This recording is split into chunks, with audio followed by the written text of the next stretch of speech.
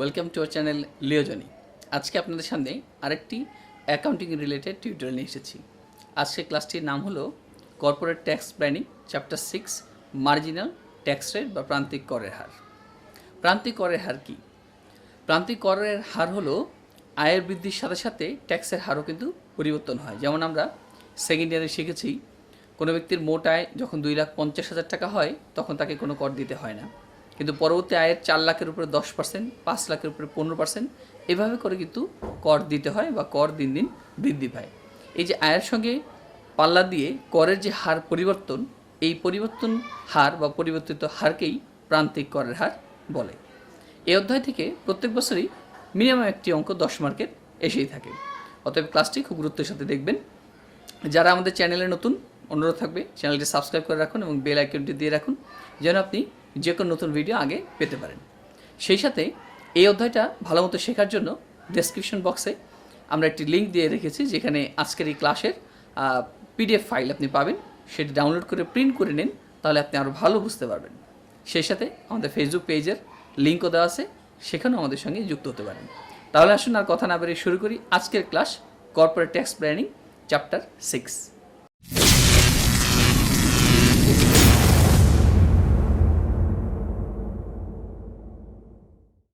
তাহলে শুরু করছি আজকের class corporate tax planning chapter 6 প্রান্তিক করের হার মার্জিনাল ট্যাক্স রেট। এই অধ্যায়ে আমাদের মোট 5টি সূত্র প্রয়োজন হবে। তার প্রথম ফর্মুলাটি হলো এভারেজ ট্যাক্স রেট ATR, সূত্র হলো টোটাল ট্যাক্স লায়াবিলিটিস ভাগ টোটাল ট্যাক্সেবল ইনকাম ইন্টু 100। 2 নম্বর হলো মার্জিনাল ট্যাক্স রেট MTR, সূত্র হবে চেঞ্জ ইন ট্যাক্স এক্সপেন্স ভাগ চেঞ্জ ইন ইনকাম ইন্টু 100। এর আরেকটি ফর্মুলা আছে, আসলে ফর্মুলা না, এটা একটি কমেন্টের আকারে বের করা যায়, তা আমরা অঙ্ক করার সময় দেখাবো। 3 নম্বরটি হলো নিট প্রফিট আফটার ট্যাক্স, সূত্র হবে taxable income minus total tax liabilities. 4 নম্বর সূত্র হলো ইফেক্টিভ ট্যাক্স রেট ETR, সূত্র হলো কারেন্ট ইয়ার ট্যাক্স ভাগ নিট ইনকাম ইন্টু 100। ETR এর আরেকটি ফর্মুলা আছে, ETR current year tax plus deferred tax ভাগ নিট ইনকাম ইন্টু 100। দুইটি সূত্রের মধ্যে পার্থক্য হলো, যদি ডেফার্ড ট্যাক্স থাকে তাহলে 5 নম্বর সূত্রটি হবে, আর ডেফার্ড ট্যাক্স না থাকলে 4 নম্বর ফর্মুলাটি হবে। আসুন আমরা অঙ্কের সাহায্যে আজকের ক্লাসটি বুঝে নিই।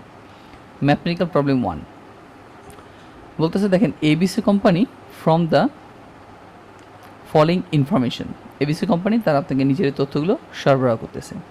ট্যাক্সেবল ইনকাম, তাদের ট্যাক্সেবল ইনকাম আছে 6 লাখ, 8 লাখ, 13 লাখ, 14 লাখ।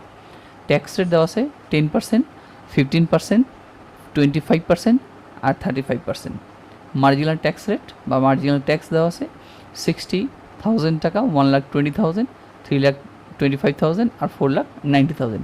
অর্থাৎ এই 6 লাখে 10% করে 60,000, 8 লাখের 15% করে 1,20,000, এভাবে করে এই অ্যামাউন্টগুলো বের করে দিয়েছে। ক্যালকুলেট এভারেজ ট্যাক্স রেট বা ATR। তাহলে আমরা এই অঙ্কটি হুবহু প্রশ্ন যেভাবে বললো আমরা সেভাবেই অঙ্কটি তুললাম। শুধু আমরা যেটা করলাম, এখানের অ্যামাউন্টগুলো যোগ করলাম, টোটাল ট্যাক্সেবল ইনকাম আর টোটাল মার্জিনাল ট্যাক্স। তাহলে আমার মোট ট্যাক্সেবল ইনকাম হলো 41 লক্ষ টাকা, আর টোটাল ট্যাক্স লায়াবিলিটিস হলো 9,25,000 টাকা। তাহলে আমাদের সূত্র ছিল ATR বা average tax rate total tax liabilities ভাগ টোটাল ট্যাক্সেবল ইনকাম। তাহলে আমার ট্যাক্স লায়াবিলিটিস হলো 9,95,000, ট্যাক্সেবল ইনকাম হলো 41 লক্ষ টাকা, ভাগ দিলে 24.27%। এই হলো আমাদের ATR। আসুন এরকমই আরেকটা অঙ্ক দেখি আমরা। Problem 2, the Fizz limited has total sales revenue of 16 lakh, cost of goods sold 6 lakh, operating expense 5 lakh. Then what will be the marginal tax rate of Fizz limited. তাহলে ফিজ লিমিটেডের মার্জিনাল ট্যাক্স রেট কত সেটা বের করতে হবে। If the state law shows the following corporate tax relating information, যদি আমাদের স্থানীয় বা আইনগত ট্যাক্স যে ল আছে সে যদি আমাদের নিজের তথ্যগুলো দেয়, taxable income between 0 and 50,000, then tax rate is 10%। আপনার আয় যদি 0 থেকে 50,000-এর মধ্যে হয় তখন 10% ট্যাক্স দিতে হবে। 15% হোয়েন ইনকাম বিটুইন 50,000 to 1,50,000। 15% কর দিতে হবে যদি আপনার আয় 50,000 থেকে 1,50,000-এর মধ্যে হয়। 25% when income between 1,50,000 to 8 lakh. 25,000 কর দিতে হবে যখন আপনার আয় 1.5 লাখ থেকে 8 লাখের মধ্যে হবে। 28% হোয়েন ইনকাম অ্যাবভ 8 লাখ। 8 লাখের উপরে ইনকাম হলে আপনাকে 28% কর দিতে হবে। Also calculate total tax liability. তাহলে টোটাল ট্যাক্স লাইবিলিটি বা এটিআর কত সেটা আমাদের বের করতে হবে। তাহলে এখানে দুটি পার্ট, একটি হলো মার্জিনাল ট্যাক্স রেট আর একটা হলো এটিআর। তাহলে আসলে আমরা প্রথমে ইনকাম বের করি। আমরা ইনকাম স্টেটমেন্ট আমরা অনেক আগে শিখেছি, ফার্স্ট ইয়ার সেকেন্ড ইয়ার এগুলো। সো আমরা ইনকাম স্টেটমেন্ট করতেছি। সেলস রেভিনিউ 16 লাখ আছে, আমাদের প্রশ্নের মধ্যে বলা আছে 16 লাখ টাকা, cost of goods 6 lakh, 6 lakh টাকা বিয়োগ করলে গ্রস প্রফিট 10 লাখ, সেখান থেকে অপারেটিং এক্সপেন্স 5 লাখ বাদ দিলে 5 লাখ টাকা আমাদের আয়। এটাই আসলে ট্যাক্সেবল ইনকাম। এখন এইটার উপরে আমাদের কর ধরতে হবে। তো সবার আগে আমাদের মার্জিনাল ট্যাক্স রেট বের করতে বলছে। দেখেন মার্জিনাল ট্যাক্স রেটের একটা সূত্র কিন্তু প্রথমে বলেছিলাম, change in tax change in income into 100। এটা কিন্তু এছাড়া আরেকটা উপায় আছে যেখানে আমরা কমেন্ট করতে পারি। সেটি হলো যদি অঙ্কের মধ্যে এইভাবে ট্যাক্সের হার বলা থাকে 0 থেকে 50,000, সেক্ষেত্রে একটি ট্যাক্স, 50 থেকে 1.5 লাখ সেখানে একটি ট্যাক্স, এরকম ট্যাক্স রেট বলা থাকলে আমরা কমেন্ট আকারে এই মার্জিনাল ট্যাক্সটা বের করতে পারবো। কমেন্টটা কীরকম? আমাদের ট্যাক্সেবল ইনকাম 5 লক্ষ টাকা। এই 5 লক্ষ টাকা কোন লেভেলের মধ্যে পড়তেছে? 0 থেকে 50,000-এর মধ্যে? না।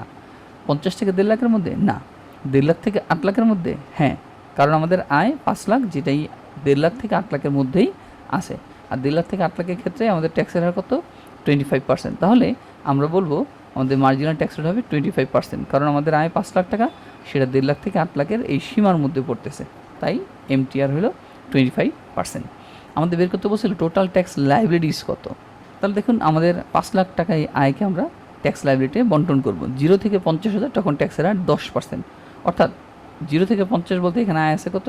50,000 টাকা। সেই 50,000-এর 10% 5,000 টাকা ট্যাক্স। এবার 50 থেকে 1.5 লাখ, এখানে আয় আছে কত? 1 লক্ষ টাকা। এই টাকার উপরে 15% হয় 15,000 টাকা।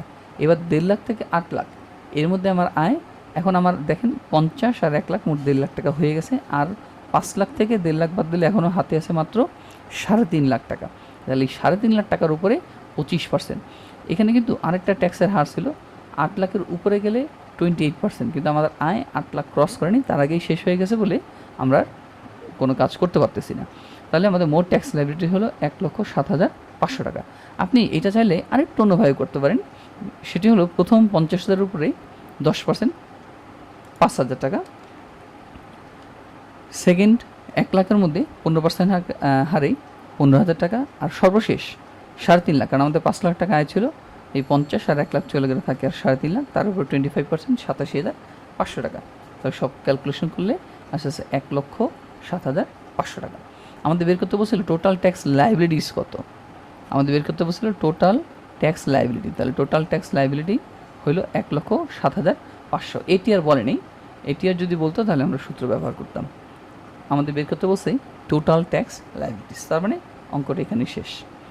এবার শুনে অঙ্ক নম্বর 3 বলতেছে, দেখেন LX corporation first income statement shows টাকা 5 lakh, NEET income before tax and tax expense 1,80,000। LX কোম্পানির ইনকাম আছে 5 লক্ষ টাকা এবং তাদের ট্যাক্স টোটাল আছে 1,80,000 টাকা। Income tax payable of 1,50,000 and deferred tax liability of টাকা 30,000।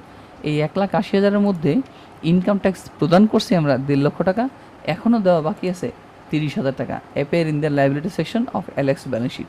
যেহেতু এটা এখনও দেওয়া হয়নি, এটা ব্যালেন্স শিটে উপস্থাপন করা হয়েছে। What will be the effective tax rate ETR if based on current tax. শুধুমাত্র কারেন্ট ট্যাক্স, অর্থাৎ যে ট্যাক্সটা আমরা দিছি কোনো বকেয়া ট্যাক্সটা ছাড়া হিসাব করলে ইটিআর কত হবে? তাহলে সূত্র হবে কারেন্ট ট্যাক্স বা নিট ইনকাম। কারেন্ট ট্যাক্স আমাদের 1.5 লাখ টাকা, নিট ইনকাম আছে 5 লাখ টাকা, তাহলে হচ্ছে 30%। What will be the effective tax rate if based on current tax including deferred tax. এবার কারেন্ট ট্যাক্সের সঙ্গে ডেফার্ড ট্যাক্স ইনক্লুড করলে সেক্ষেত্রে আমাদের ইটিআরটা কত হবে? তাহলে সেক্ষেত্রে current tax plus deferred tax বা নেট ইনকাম, তাহলে current tax 1,50,000 plus deferred tax ছিল 30,000, তাহলে সেটাও আমরা অ্যাড করে বের করলাম 36%। Problem 4, Jahin limited paid tax 10,000 for taxable income 1 lakh. Jahin তিনি 10,000 টাকা ট্যাক্স দিচ্ছেন যখন আপনার ট্যাক্সেবল ইনকাম 1 লক্ষ টাকা। পেইড ট্যাক্স ইনকাম 18,000 হন ট্যাক্সেবল ইনকাম 1,20,000, কিন্তু 18,000 টাকা ট্যাক্স দেয় যখন তার ট্যাক্সেবল ইনকাম 1,20,000 টাকা।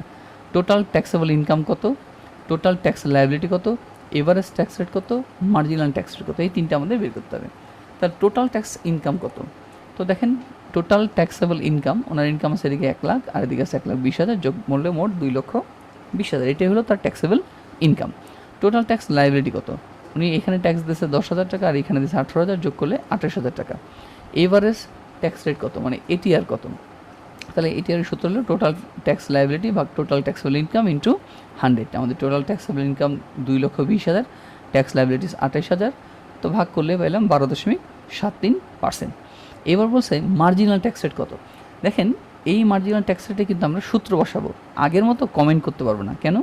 কারণ ওই যে অঙ্কটা আমরা কমেন্ট করেছি সেই অঙ্কের প্রশ্নে আমাদের একটা ট্যাক্সের হার দেওয়া ছিল, 0 থেকে 50,000 হলে 1%, 50,000 থেকে 1.5 লাখ হলে 1%, এরকম হার দেওয়া ছিল। কিন্তু এখন যে অঙ্কটা করতেছি এই অঙ্কের মধ্যে কিন্তু এরকম কোনো হার দেওয়া নেই। দেখেন এখানে কোনো হার দেওয়া নেই। সো এখানে আমরা সূত্র ব্যবহার করব। সূত্র হলো change in tax expense change in income.